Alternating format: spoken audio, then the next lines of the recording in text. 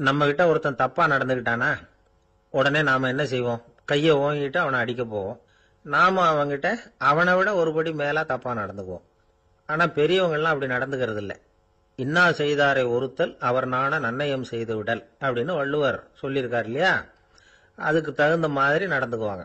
பாயசித் விஸ்தாமிங்கிறவர் ஒரு பெரிய ஞானி. அவர் ஒரு நாள் ராத்திரி ரொம்ப நேரம் மசூதியில் இருந்துட்டு வீட்டுக்கு திரும்பி வந்துகிட்டு இருக்கிறார்.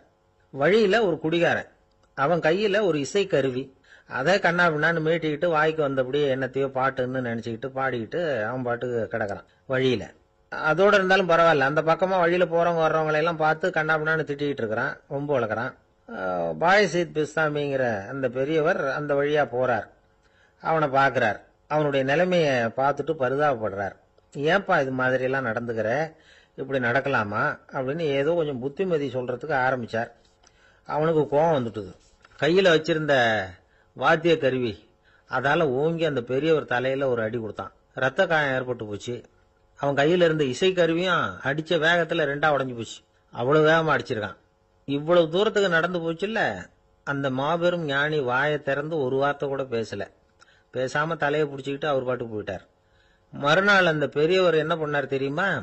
கொஞ்சம் இனிப்பு பண்டங்கள், கொஞ்சம் பணம், இது ரெண்டையும் ஒரு ஆள் மூலமா அனுப்பி வச்சார் அந்த குடிகாரனுக்கு. அவனுக்கு ஒன்றும் புரியல. என்ன விவரம்னு விசாரிச்சான்.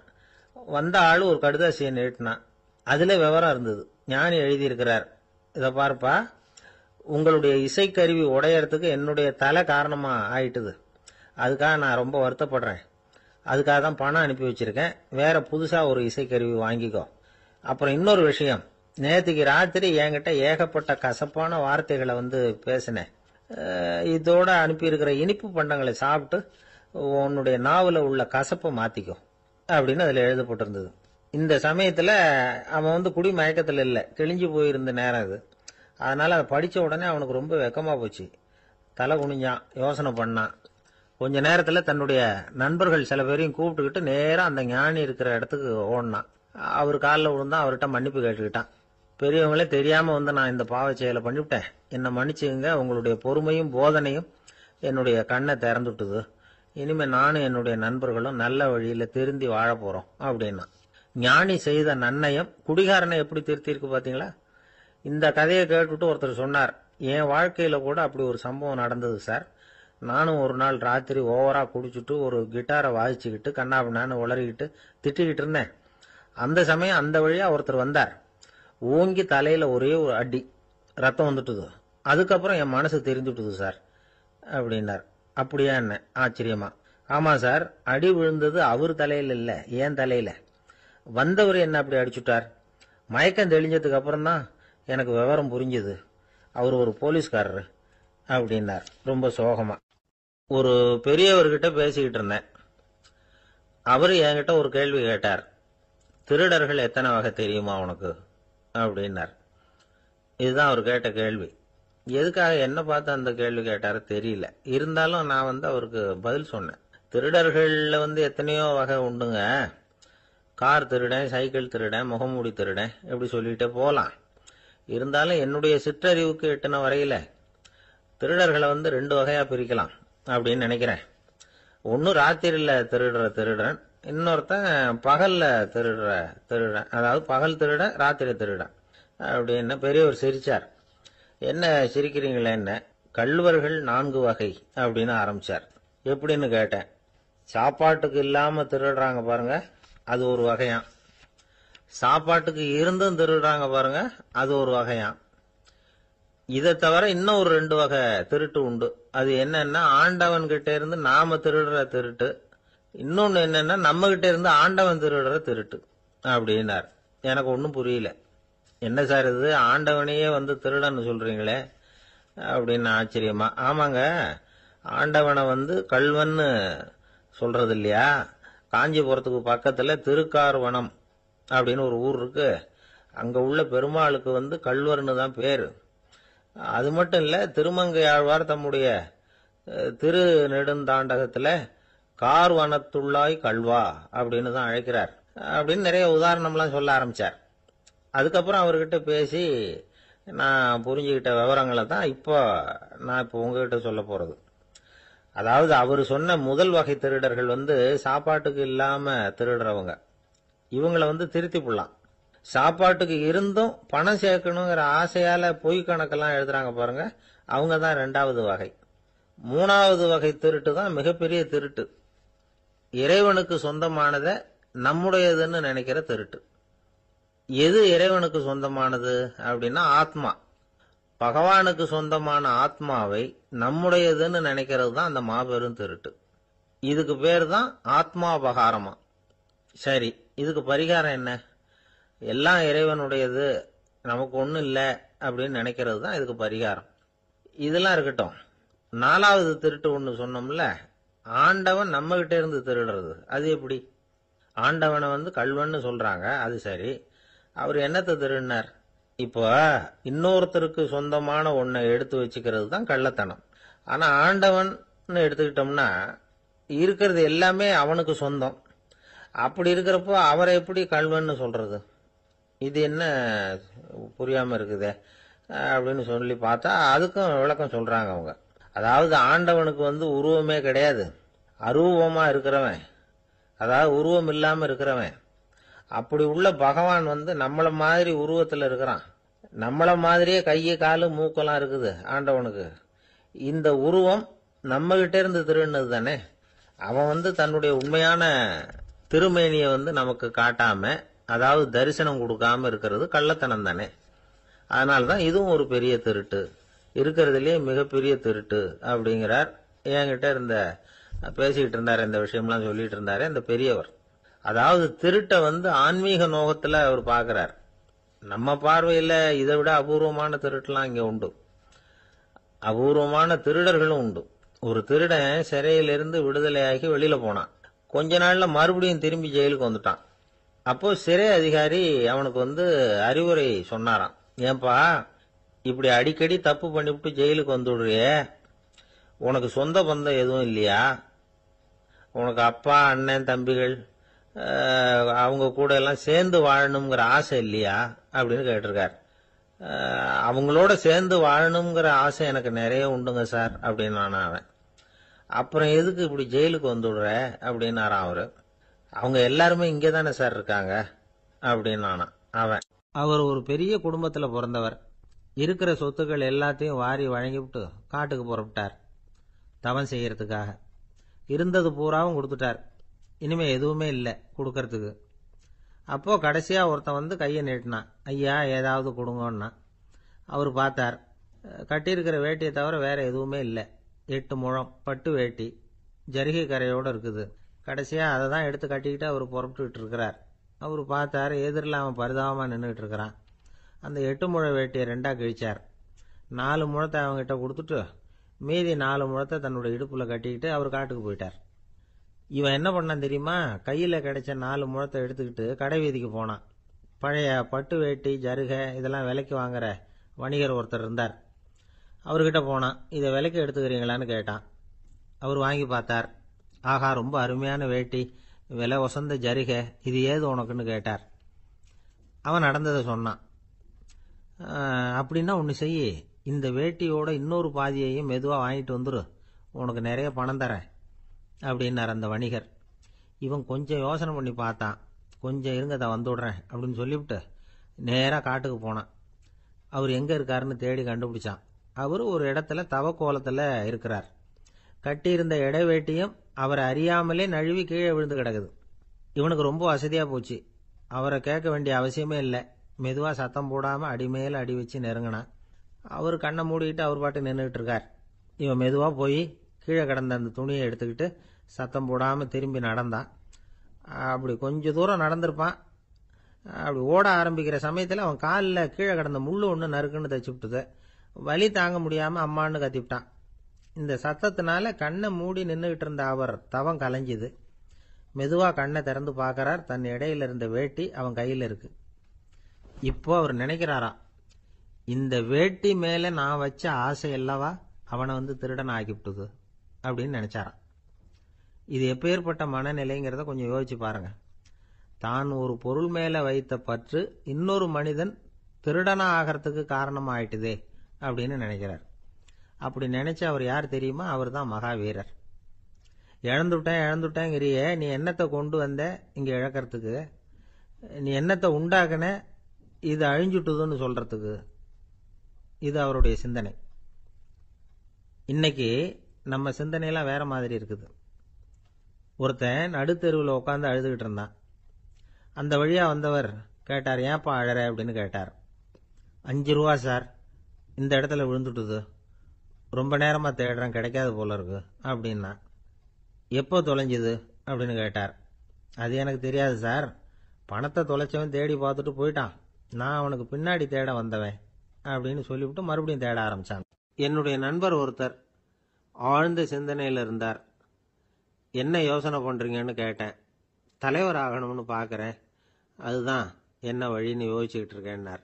நான் கூட அது மாதிரி யோசிச்சு பார்த்தேன், அதுக்கப்புறம் அந்த யோசனையை கை விட்டுட்டேன் அப்படின்னோம். ஏன்னு கேட்டார். அதுக்கான தகுதிகள் நமக்கு இல்லைங்கிறது புரியுது. அது நமக்கு புரியறத விட நம்ம விட மற்றவங்களுக்கு நல்லா புரிஞ்சு போச்சு, அதனால பேசாம கம்முன்னு இருந்துடுறது தான் நல்லது அப்படின்னோம். தலைவர் ஆகிறதுக்கு தகுதிகள் வேற உண்டோ அப்படின்னு கேட்டார். அவர் யதார்த்தமாக தான் கேட்குறார். நாங்கள் உடனே எங்ககிட்ட இருந்த ஒரு புஸ்தகத்தை எடுத்து அவர்கிட்ட கொடுத்தோம். படித்து பாருங்கன்னு. தலைவர் ஆகிறதுக்கு என்ன வழி அப்படிங்கிறத பற்றி அதில் போட்டிருக்கிறாங்க. முதல் வழி என்ன தெரியுமா? ஒரு 4 பேர் முன்னாடி இல்லைன்னா ஒரு கூட்டத்துக்கு முன்னாடி நீங்கள் பேச போறீங்க.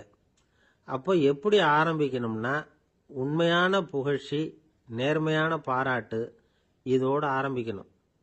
எடுத்ததுமே அது சரியில்லை இது சரியில்லைன்னு பேசிகிட்டு இருக்கக்கூடாது. மக்களை பார்த்து நீங்கள் தான் தப்பு பண்ணிவிட்டீங்க அப்படின்னு நேரடியாக சொல்லக்கூடாது. தவறு இருந்தாலும் அதை மறைமுகமாக ஏதாவது கதை சொல்லி அதிலிருந்து அவங்க புரிஞ்சுக்கிற மாதிரி செய்யணும். அடுத்தவங்க பண்ண தப்பு என்னன்னு அலசறதுக்கு முன்னாடி நீங்கள் பண்ணின தப்பு என்னங்கிறத பற்றியே பேசுங்க. எதுக்கும் நேரடியாக உத்தரவு போட்டுக்கிட்டு இருக்கக்கூடாது. இதை நீங்கள் செய்யணும் அப்படின்னு சொல்கிறதுக்கு பதிலாக நீங்கள் இப்படி செஞ்சால் எப்படி இருக்கும் அப்படின்னு கேள்வி மாதிரி கேட்கணுமா. இப்படி கேட்டால் அது உத்தரவு மாதிரி தெரியாதான். அடுத்தவங்க மரியாதையை காப்பாற்றுறது மாதிரி பேசணுமா. உங்கள் பேச்சு இன்னொருத்தரை அவமானப்படுத்துறது மாதிரி இருக்கக்கூடாதான். ஏண்டா இவங்கிட்ட போய் மாட்டிக்கிட்டோம்னு யாரும் நினச்சிடக்கூடாது. ஒவ்வொரு சின்ன வளர்ச்சியையும் பாராட்டணும். வெற்றி சாதாரணமாக இருந்தாலும் பாராட்டாமல் இருந்துடக்கூடாது. பாராட்டும் பொழுது தாராளமாக இருக்கணும். குறை சொல்லும் பொழுது கவனமாக இருக்கணும். வாய்க்கு வந்தபடி பேசிவிட்டா அதுக்கப்புறம் வகையாக மாட்டிக்கிட்டு முழிக்க வேண்டியிருக்கும். நீங்கள் பேசுறது இன்னொருத்தருக்கு ஒரு கௌரவத்தையும் மரியாதையும் உண்டு பண்ணுறது மாதிரி இருக்கணும். நீங்கள் பேசுறது அடுத்தவங்களுக்கு இருக்கிற கொஞ்ச நெஞ்ச மரியாதையும் எடுத்து விடுறது மாதிரி இருக்கக்கூடாது. உங்கள் பேச்சை கேட்டால் கேட்குறவங்களுக்கு ஒரு ஊக்கம் வரணும், உற்சாகம் வரணும். தவறு எதுவாக இருந்தாலும் அதை சுலபமாக திருத்திக்கலாம், சரி பண்ணிக்கலாங்கிறது மாதிரி இருக்கணும் உங்கள் பேச்சு. அடுத்தவங்களை சந்தோஷப்படுத்துங்க. உங்கள் யோசனையை கேட்டு நடந்துக்கிறதுனால அந்த சந்தோஷம் அவங்களுக்கு கிடைக்கணும். இந்த தகுதியெல்லாம் உங்ககிட்ட இருந்தால் நீங்கள் ஒரு சிறந்த தலைவராகலாம் அப்படின்னு அந்த புஸ்தகத்தில் போட்டிருக்கு. இந்த காலத்தில் தலைவர் ஆகிறதுக்கு வேற சில தகுதிகள்லாம் கூட தேவைப்படுது. ஒரு புள்ள தன்னுடைய அப்பா கிட்ட, அப்பா உன்ன மாதிரியே நானும் அரசியலில் சேரணும், தலைவர் ஆகணும்னு ஆசைப்படுறேன், இன்னையிலேருந்து எனக்கு அரசியல் பாடம் கற்றுக் கொடு அப்படின்னு கேட்டிருக்கான். அவரும் சரின்னு சொல்லிவிட்டு ஒரு பெரிய ஏணியை எடுத்துகிட்டு வந்தாராம். ஒரு செவுத்தில் சாத்தினார். இந்த ஏணியில் ஏறி உயர போய் அங்கே பரன் மேலே இருக்கிற ஒரு புத்தகத்தை எடுத்துகிட்டு வாடான் இருக்கார். மகனை பார்த்து, அப்பா ஏணி ரொம்ப உயரமாக இருக்குது, நீ ஜாக்கிரதையாக இதை பிடிச்சிக்கோ, நான் ஏறி போகிறேன் அப்படின்னு. நான் பையன் பயப்படாத, நான் பார்த்துக்கிறேன்னார் அப்பா. பையன் ஏணியில் ஏறினா உச்சிக்கு போனதும் அப்பா கையை எடுத்துட்டார். ஏணி அப்படியே சரிஞ்சுட்டுது. பையன் பொத்துன்னு கீழே விழுந்துட்டான். இடுப்பை பிடிச்சிக்கிட்டே எழுந்திரிச்சான். என்னப்பா இது, இப்படி என்னை ஏற விட்டுட்டு கையை விட்டுட்டியே, இப்படி கைவிடலாமா அப்படின்னு கத்தியிருக்கான். அப்பா நிதானமாக சொன்னாராம், அவசரப்படாதேப்பா, அரசியலில் இதுதான் முதல் பாடம், பெத்த அப்பனா இருந்தாலும் அவனை நம்பாதே அப்படின்னு உபதேசம் பண்ணார். ஒருத்தர் சிகரெட்டும் கையுமா வந்தார். சார், இந்த புகைப்பிடிக்கிற பழக்கத்தை நிறுத்தி போடணும்னு தான் பார்க்குறேன், முடியலேன்னார்.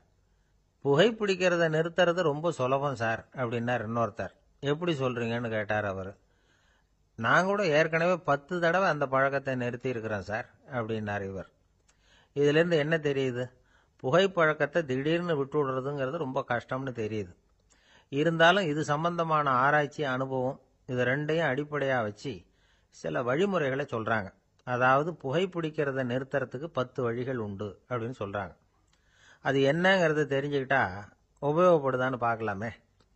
முதல் கருத்து என்னன்னா, கொஞ்ச நாளைக்கு புகைப்பிடிக்கிற நண்பர்களை விட்டு விலகி இருக்கணும். இதனால புகைப்பிடிக்கிற ஆசை குறையும். அந்த பழக்கத்தை மறுபடியும் ஆரம்பிக்கப்படாதுங்கிற எண்ணம் உறுதிப்படும். ரெண்டாவது கருத்து, புகைப்பிடிக்கிறதை எதிர்த்து தீவிரமா பிரச்சாரம் செய்ய ஆரம்பிச்சிடணும். அது அடுத்தவங்களுக்கும் உபயோகப்படும், உங்களுக்கும் உபயோகப்படும். உங்க உள்ளுணர்வை அது தூண்டும், உங்களை உறுதி கொள்ள வைக்கும். மூன்றாவது கருத்து என்னன்னா, தினமும் 2 தடவை குளிக்கணும். எப்படி தெரியுமா? முதல்ல வெதுவெதுப்பான தண்ணீர், அப்புறம் குளிர்ந்த தண்ணீர், இப்படி மாறி மாறி குளிக்கணுமா. நாலாவது கருத்து, உடற்பயிற்சிகள் செய்யணும். மூச்சு வாங்குற மாதிரியான பயிற்சிகள் ரொம்ப நல்லதான். பிராணாயாமம் அப்படிங்கிற மூச்சு பயிற்சி ரொம்ப நல்லதுங்கிறாங்க. அப்புறம் ஐந்தாவது கருத்து, சாப்பாடு மிதமா இருக்கணும், சீரா இருக்கணும். பச்சை காய்கறிகள், பழங்கள் சாப்பாட்டில் சேர்த்துக்கலாம். அடிக்கடி கொஞ்சம் கொஞ்சமா சாப்பிட்டு ரத்தத்தில் சர்க்கரையின் அளவை பராமரிக்கணும். இது நரம்புகளை அமைதிப்படுத்தும். ஆறாவது கருத்து என்னன்னா, ரொம்ப நேரம் பசியோடு இருக்கக்கூடாது. புகைப்பிடிக்கிறத நிறுத்த முயற்சி செய்யும் பொழுது எடை குறைப்பு நடவடிக்கைகளை மேற்கொள்ளக்கூடாது. ஏழாவது கருத்து, காப்பி, தேநீர், மதுபானம், அப்புறம் போதைப் பொருள்கள் கலந்த உணவுகள் இதெல்லாம் வேணாம். புகைப்பிடிக்கிறத அதெல்லாம் ஊக்கப்படுத்தும். கடுகு, மிளகு, அப்புறம் காரமான பொருள்களை தவிர்க்கணும். உப்பு அளவை குறைக்கணும். தினமும் 10 குவளை தண்ணீராவது குடிக்கணும். வெறும் தண்ணி புகைப்பிடிக்கிற ஆவலை தணிக்குதான். எட்டாவது கருத்து, கையில் சிகரெட்டு, புகையில ஏதாவது இருந்தால் உடனே தூக்கி எறிஞ்சிருங்க. அது கையில் இருக்கிற வரைக்கும் புகைப்பிடிக்கிற ஆசை வந்துக்கிட்டே இருக்கும். ஒன்பதாவது கருத்து என்னன்னா, இறை நம்பிக்கை உள்ளவங்க புகைப்பிடிக்கிற எண்ணம் வர்றப்போவெல்லாம் பிரார்த்தனை செய்ய ஆரம்பிச்சுடலாம். 10வது கருத்து, உங்களுக்கு ரொம்பவும் வேண்டியவங்க யாரோ அவங்க கிட்ட எல்லாம் நீங்க புகைப்பிடிக்கிறத நிறுத்தி விட்டதா சொல்லிவிடுங்க. இந்த 10 வழிகளையும் கடைபிடிக்க ஆரம்பிச்சுட்டா புகைப்பிடிக்கும் பழக்கத்தை நிறுத்தி விடலாம் அப்படின்னு சொல்றாங்க அனுபவப்பட்டவங்க. முயற்சி பண்ணி பார்க்கலாம். ஒரு முக்கியமான இடத்துல நின்றுகிட்டு இருந்தார் ஒருத்தர். அங்க இன்னொருத்தர், ஏன் சார் இந்த இடத்துல சிகரெட் பிடிக்கலாமா அப்படின்னு அனுமதி கேட்டார். இந்த இடத்துல சிகரெட் பிடிக்க கூடாதுங்க அப்படின்னாரு இவர். நீங்க இப்படி சொல்றீங்க, ஆனா இந்த இடத்துல கீழே நிறைய சிகரெட் துண்டுகள் கிடக்குதே, அவங்கெல்லாம் யாரு? அவங்கெல்லாம் உங்க மாதிரி என்கிட்ட அனுமதி கேட்காதவங்க அப்படின்னாராம் இவர். அள்ள அள்ள குறையாதது அட்சய பாத்திரம், அது நமக்கு தெரியும், கேள்விப்பட்டிருக்கிறோம். ஆனா போட போட நிரம்பாத ஒரு பாத்திரம் உண்டு. அது என்ன தெரியுமா? நம்மள பல பேர்கிட்ட அந்த பாத்திரம் உண்டு. அதுதான் பேராசை அப்படிங்கிற பாத்திரம். அதை நிறைவு செய்யவே முடியாது. பேராசையை பத்தி சுஃபி இலக்கியத்துல ஒரு பிரபலமான கதை உண்டாம். அதை ஒரு பெரியவர் எடுத்து சொல்லியிருக்கிறார். ஒரு மன்னர் நகர்வலம் போயிட்டு இருக்கார். ஒரு பிச்சைக்காரன் மன்னர் எதிரில் வரான். பிச்சை போடுங்கிறான். என்னுடைய அமைதியை கெடுக்காதே போங்கிறார் மன்னர். அவன் சிரிக்கிறான். அரசே, உங்களுடைய அமைதி கெடக்கூடிய நிலையில் இருந்தா அதுக்கு பேர் அமைதியே கிடையாது அப்படின்னு நானா. எதிரில் நிக்கிறது வெறும் பிச்சைக்காரன் இல்லை, யோகி அப்படிங்கிறத மன்னர் புரிஞ்சுக்கிட்டார். துறவியே, உங்களுக்கு என்ன வேணும்னாலும் கேளுங்க, கொடுக்குறேன்னாராம். அந்த துறவி மறுபடியும் சிரிக்கிறார். அரசே, உங்களால முடியாததையெல்லாம் கொடுக்க முடியும்னு சத்தியம் செய்யாதீங்க அப்படின்னார். மன்னருக்கு கோபம் வந்துட்டுது. என்ன இவர் இப்படி சொல்றாரு அப்படின்னு நினைச்சார். நகர்வலத்தை பாதியிலேயே நிறுத்தினார். வாங்க அரண்மனைக்குன்னார். துறவியை அழைச்சிக்கிட்டு அரண்மனைக்கு வந்துட்டார். துறவி தன்கிட்ட இருந்த பிச்சை பாத்திரத்தை நீட்டினார். இது நிறைய எனக்கு பொற்காசுகள் வேணும் அப்படின்னாராம். அவ்வளவுதானா, இது ஒரு பெரிய காரியமா அப்படின்னு கையை தட்டினாராம் மன்னர். ஒரு பெரிய தாம்பாளம் நிறைய பொற்காசுகள் சேர்ந்தது. அதை அள்ளி போட்டார். போட போட அந்த பிச்சை பாத்திரம் நிரம்பவே இல்லை. பொற்காசுகள் போட போட அவ்வளவையும் உள்ள வாங்கிக்கிட்டே இருக்குது. அரசாங்க கஜானாவே காலி ஆயிட்டுது. மூட்டை மூட்டையா பொற்காசுகளை கொட்டி பார்த்துட்டாங்க. அது முழுங்கிக்கிட்டே இருக்குது. கடைசி வரைக்கும் அந்த பிச்சை பாத்திரம் நிரம்பவே இல்லை. அரசர்கிட்ட இருந்த கர்வம் போயிட்டுது. அப்படியே பொத்துன்னு துறவி காலில் விழுந்தார். அப்போ அந்த துறவி சொன்னாராம், மன்னா, இந்த பிச்சை பாத்திரத்தை உங்களால மட்டும் இல்லை, வேற யாராலையும் நிரப்ப முடியாது. அதுக்கு என்ன காரணம்னா, இது சாதாரண பிச்சை பாத்திரம் இல்லை, பேராசைகளோட வாழ்ந்து செத்து போன ஒரு மனிதனின் மண்டை ஓடுது அப்படின்னாராம். பாருங்க, இதுதான் அந்த சுஃபி இலக்கிய கதை. செத்த பிறகும் நிறைவு இல்லைன்னா அது எப்பேற்பட்ட பேராசையா இருக்கும்னு யோசிச்சு பார்த்துங்க. நம்மால் ஒருத்தர் கல்யாணம் பண்ணிக்க பொண்ணு பார்த்துக்கிட்டு இருந்தார். அழகு, அறிவு, படிப்பு எதுவும் தேவையில்லை, பணம் மட்டும் இருந்தா போதும் அப்படின்னு பார்க்கறவங்க கிட்ட எல்லாம் சொல்லி வச்சார். ரொம்ப நாளைக்கு அப்புறம் ஒரு பணக்காரர் கிடைச்சார். அவர் சொன்னார், இதை பாருங்க, எனக்கு 20 வயசுல ஒரு மகள். அவளை நீங்க கல்யாணம் பண்ணிக்கிட்டா 2 லட்சம் பணம் கொடுப்பேன். 25 வயசுல ஒரு பொண்ணு. அவளை கல்யாணம் பண்ணிக்கிட்டா 2.5 லட்சம் தருவேன். 30 வயசுல ஒரு பொண்ணு இருக்கா. அவளை கல்யாணம் பண்ணிக்கிட்டா 3 லட்சம் தருவேன். என்ன சொல்ற அப்படின்னாராம். இவன் கொஞ்ச நேரம் யோசிச்சு பார்த்துருக்கான். அதுக்கப்புறம் மெதுவா அவரை நிமிர்ந்து பார்த்து, ஏன் சார், உங்ககிட்ட 50 வயசுல ஏதாவது பொண்ணு இருக்கா அப்படின்னு கேட்டானா. கணவன் மனைவிக்குள்ள சிக்கல் வராம இருக்கிறதுக்கு அதுல சில வழிகளை சொல்லி கொடுத்துருக்குறாங்க. அதெல்லாம் என்னென்ன அப்படிங்கிறத இப்ப பார்க்கலாமா? குடும்பம்னு இருந்தா கோபம் வரதான் செய்யும். அது வந்துட்டு போட்டும் பரவாயில்ல. ஆனா அந்த கோபம் ஒரே நேரத்துல 2 பேருக்கும் வந்துடாம பாத்துக்கணும். ஒரு சமயத்துல யாராவது ஒருத்தர் தான் கோபப்படணும், அடுத்தவங்க அமைதியா இருக்கணும். அதுக்கப்புறம் இவர் அமைதியான உடனே அவங்க ஆரம்பிச்சுக்கலாம். கோபமா ஏதாவது சொன்னா உடனே கோபமா பதில் சொல்லக்கூடாது. கொஞ்சம் பொறுத்து கோபம் தீர்ந்த உடனே அந்த பதிலை சொல்லலாம். அப்போ பதில் கோபமா இருந்தா கூட அது அவ்வளவு பெருசா தெரியாது. அற்ப விஷயத்துக்கெல்லாம் காய்ச்சி மூச்சுன்னு கத்திட்டு இருக்கக்கூடாது. உங்க 2 பேருக்குள்ள ஒரு தர்க்கம் ஆரம்பம் ஆயிட்டுதுன்னு வச்சுக்கோங்க. கடுமையா 2 பேரும் விவாதம் பண்றீங்க. உங்கள ஒருத்தர் இதுல ஜெயிக்கணும்னா அது நீங்களா இருக்க வேணாம், அடுத்தவங்க ஜெயிக்கிறதுக்கு நீங்க துணையா இருங்களேன். அப்படின்னா நீங்க கொஞ்சம் விட்டு கொடுக்கணும், அவ்வளவுதான்.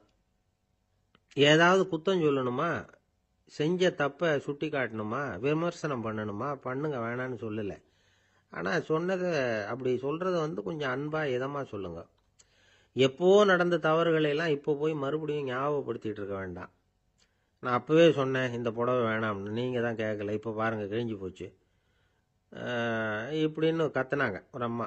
எப்போ சொன்னீங்கன்னு கேட்டா ஒரு 10 வருஷத்துக்கு முன்னாடி தீபாவளி சமயத்துல அப்படிங்கிறாங்க.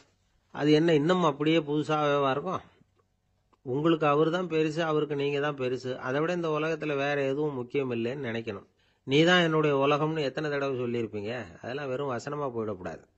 ஏதாவது ஒரு பிரச்சனையை பத்தி கடுமையா விவாதம் பண்ணிட்டு இருக்கீங்க, அதை அப்படியே பாதியில விட்டுட்டு படுக்கைக்கு போயிடக்கூடாது. சொச்சத்தை நாளைக்கு பேசிக்கலாம்னு. அப்படி போனா தூக்கம் வராது. பிரச்சனையை ஒரு முடிவு பண்ணிக்கிட்டு அதுக்கப்புறமா தூங்க போகணும். ஒரு நாள்ல ஒரு தடவையாவது உங்க ஜோடியை பாராட்டி நல்ல விதமா கனிவா ஒரு வார்த்தை சொல்லணும் அப்படின்னு தீர்மானம் பண்ணீங்க. ஏதாவது தப்பு பண்ணிவிட்டீங்கன்னா பரவாயில்ல, அதை ஒத்துக்கிறதுக்கும் மன்னிப்பு கேட்கறதுக்கும் தயாரா இருக்கணும். அது ஒன்றும் கேவலம் கிடையாது. வீட்டுக்குள்ள தானே கேட்க போறீங்க, வெளியில யாருக்கு தெரிய போகுதோ? எப்படியோ உங்களுக்குள்ள ஒரு சமரசம் ஆனா சரிதான். ஒரு தகராறுன்னு எடுத்துக்கிட்டா குறைஞ்சபட்சம் அதுக்கு 2 பேர் தேவை. தனியாவே உட்காந்துக்கிட்டு நான் இப்ப தகராறு பண்ணிட்டு இருக்கிறேன் அப்படின்னு யாரும் சொல்ல முடியாது. 2 பேர் தகராறு பண்றாங்கன்னா பொதுவா அந்த 2 பேர்ல யாரு அதிகமா பேசுறாங்களோ அவங்க பேர்ல தான் தப்பு இருக்கும். அதை மனசுல வச்சுக்கணும். இதெல்லாம் தான் அந்த புத்தகத்துல போட்டிருக்கிற வழிமுறைகள். இவ்வளவும் சரியா வரலன்னா அப்புறமா சொல்லுங்க, வேற புத்தகம் ஏதாவது இருக்கான்னு தேடுவோம். அமெரிக்க ஜனாதிபதி ஆப்ரஹாம் லிங்கன் ஒரு நாள் தன்னோட கோச்சு வண்டியில தலைநகரான வாஷிங்டனுக்கு போயிட்டு இருக்கிறார். கோச்சு வண்டி ஒரு சாலையில போயிட்டு இருக்கு. அந்த சாலைக்கு ஒரு பக்கத்துல பயங்கரமான சதுப்பு நிலம். சதுப்பு நிலம்னா அது புதைகுழி, புதை மணல்ங்கிறோம்ல, அது மாதிரி. அந்த சதுப்பு நிலத்துல யாராவது மாட்டிக்கிட்டா அவ்வளவுதான், ஆளை கொஞ்சம் கொஞ்சமா உள்ள அமுக்கிவிடும். தப்பிச்சு கரையேறது கஷ்டம். அப்படிப்பட்ட நிலம் அது. ஆப்ரஹாம் லிங்கன் ஏதோ ஒரு முக்கியமான அரசாங்க வேலையா போயிட்டு திரும்பி வந்துகிட்டு இருக்கிறார். அதனால அந்த சமயத்துல அவர் விலை உசந்த ஆடைகளை அணிஞ்சிருக்கிறார். அப்படி அவர் அந்த கோச்சு வண்டியில வந்துகிட்டு இருக்கிறாரு. அந்த சமயத்துல ஒரு காட்சி அவர் கண்ணுல பட்டுட்டுது. என்ன தெரியுமா? ரோட்டுக்கு பக்கத்துல இருந்த சதுப்பு நிலத்துல ஒரு இளம் பன்றிக்குட்டி சிக்கிக்கிட்டு தவிச்சுக்கிட்டு இருக்குது. பரிதாபமா கத்திக்கிட்டு இருக்குது. அதை பார்த்தார் லிங்கன். அவருக்கு என்ன மாதிரி ஆயிட்டுது. உடனே வண்டியை நிறுத்த சொன்னார். கீழே இறங்கினார். தன்னோட விலை உசந்த ஆடைகளை பத்தி லட்சியம் பண்ணவே இல்லை. தனக்கே ஆபத்து வரலாம்ங்கிறத பத்தியும் கவலைப்படல. தான் ஒரு குடியரசுத் தலைவருங்கிறத பத்தியும் அவர் நினைச்சு பார்க்கல. நேரா அந்த சதுப்பு நிலம் பக்கமா போனாரு. அந்த சேத்துல இறங்கி பன்றிக்குட்டியை காப்பாத்தி கரைக்கு கொண்டுட்டு வந்து சேர்த்துட்டார். அதுக்கப்புறம் நிம்மதியா கோச்சு வண்டியில ஏறி வெள்ள மாளிகைக்கு வந்து சேர்ந்தார். ட்ரெஸ், உடம்பு பூரா சேறு சகதி. பார்க்குறவங்களுக்கெல்லாம் ஆச்சரியமா போச்சு. அவங்களுக்கு ஒன்றும் புரியல. இவர் நேரா ட்ரெஸ்ஸு மாற்றிக்கிறதுக்காக போனார். கோச்சு வண்டி ஓட்டிகிட்டு வந்தவன் கிட்ட போய் எல்லாரும் கேட்டாங்க என்ன ஆச்சு அப்படின்னு. அவர் வர்ற வழியில் நடந்த விவரத்தை சொன்னார். ஆப்ரஹாம் லிங்கனுடைய இந்த இறக்க குணத்தை எல்லாரும் பாராட்டினாங்களாம், புகழ்ந்தாங்களாம். ஆனால் இதுக்கு லிங்கன் என்ன பதில் சொன்னார் தெரியுமா? தயவு பண்ணி இந்த புகழ்ச்சியான பேச்சையெல்லாம் ஒதுக்குங்க, அதெல்லாம் வேணாம். அந்த சின்ன பிராணி சகதியில் மாட்டிக்கிட்டு துடிச்சிக்கிட்டு இருந்தது. அதை பார்த்தேன். உடனே என்னுடைய இதயத்தில் ஒரு முள்ளு தைச்சது மாதிரி ஒரு உணர்வு. அந்த முள்ளை பிடுங்கி எறிஞ்சேன், அவ்வளவுதான். உண்மையில் அந்த பிராணிக்கு நான் உதவினேங்கிறத விட எனக்கு ஏற்பட்ட இன்னலை போக்கிட்டேன் அப்படிங்கிறது தான் உண்மை. அதுதான் பொருத்தம். அப்படி இருக்கிறப்போ இதில் புகழறதுக்கு என்ன இருக்குது அப்படின்னாராம் ஆபிரகாம் லிங்கன். எவ்வளவு யதார்த்தமான வார்த்தைகள் பாருங்க. இந்த காலத்தில் நம்மளையும் பல பேர் அப்படி உண்டு. நீச்சல் தெரியாத ஒரு ஆள் தண்ணியில் இறங்கிட்டான். தண்ணி ஆழம்ங்கிறது அப்புறமா தான் தெரிஞ்சுது. தத்தளிக்க ஆரம்பிச்சுட்டான். வாழ்னு கத்துறான். கரையில் நின்றுட்டு இருந்த ஒருத்தர் இதை பார்த்தார். உடனே அவருக்கு இதயத்தில் முள்ளு தைச்சது மாதிரி ஒரு உணர்வு. உடனே குபீர்னு தண்ணியில் பாஞ்சார். அவரை காப்பாற்றி கரைக்கு கொண்டுட்டு வந்து சேர்த்தார். இதை பார்த்துக்கிட்டு இருந்த இன்னொருத்தர் காப்பாற்றின அந்த ஆளை பாராட்டி புகழ்ந்தார். என்ன புகழாதீங்க சார் அப்படின்னார் அவர். ஏன்னு கேட்டார் இவர். நான் அந்த ஆளை ஏன் காப்பாற்றினேன் தெரியுமா?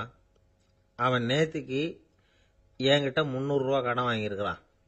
இவன் தண்ணியில் போட்டான்னா நான் கொடுத்த கடனும் தண்ணியில் போடும். அதனால தான் விழுந்து காப்பாற்றினேன் அப்படின்னா அந்த ஆள். ஒருத்தர் இருக்கார், நல்ல உத்தியோகத்தில் தான் இருக்கிறார். ஆனால் எப்போ பார்த்தாலும் முகத்தை வெறுப்பாக வச்சிருப்பார். அப்படியே வருவார் போவார். ஏன் சார் இப்படி இருக்கிறீங்க அப்படின்னு விசாரித்தோம். ஏன்டா இந்த வேலைக்கு வந்தோம்னு இருக்கு சார் அப்படின்னார். உங்கள் வேலை உங்களுக்கு பிடிக்கலையா அப்படின்னு கேட்டோம். இல்லைன்னார். இப்படிப்பட்டவங்க வெற்றிகரமான வாழ்க்கை வாழ முடியாது. இது நிபுணர்கள் கருத்து. வேலையை நேசிக்க தெரிந்தவர்கள் வெற்றி பெறுவார்கள் அப்படிங்கிறாங்க அவங்க. எந்த துறையாக இருந்தாலும் சரி, அந்த துறையில் வெற்றிகரமாக இருக்கிறவங்கள விசாரித்து பாருங்க. எனக்கு என்னுடைய வேலை ரொம்ப பிடிக்கும் அப்படின்னு சொல்கிறவங்களாக தான் இருப்பாங்க. அப்படி இருந்தால் தான் அது வெற்றிகரமாக இருக்க முடியுது அவங்களால.